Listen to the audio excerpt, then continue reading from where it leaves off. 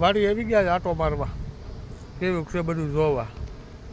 આ હું તમને કપા બતાવું, આપણો કપા છે અને મરસીનો રોપ નાખ્યો છે એ બધું જોઈ.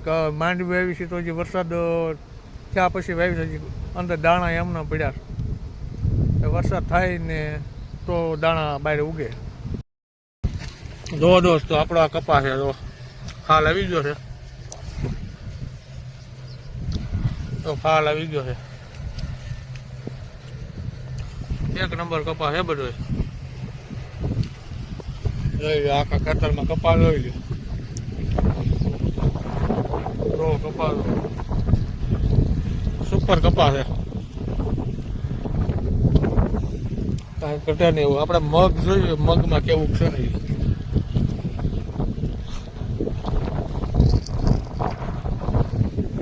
આ બધો કપા છે. મગ તો આવડા ચાર, જો આ મગ છે બધા.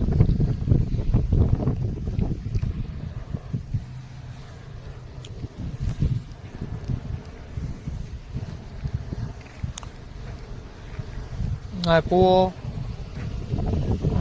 આ ઝટકા છોડ છે, તો ભાઈ રહ્યો ને આ રીંગણીને છોડવા છે.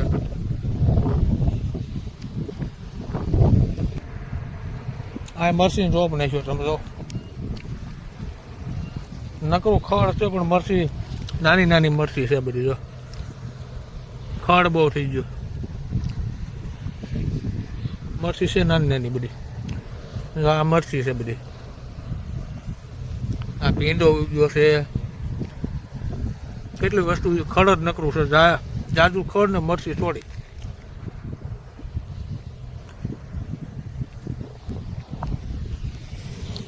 હા સપ્ટેશન છે આપણું. આ ઓવડી છે પાંગલ ટોટલ.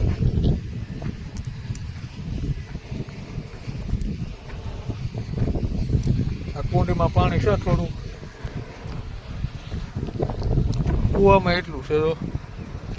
તો ધીમે ધીમે સડવાનું ચાલુ થયું છે, નદી ભરાઈ ગઈ છે એટલે.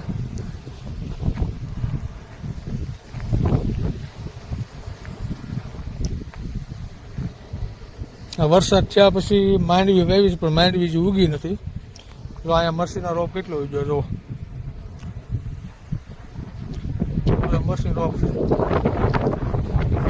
આમાં માંડવી વાવી છે જે ઉગી નથી, ખોટા કાઢે કે વરસાદ થાય તો ઉગે. તમારે બધાને કેવીક માંડવી છે કહેજો.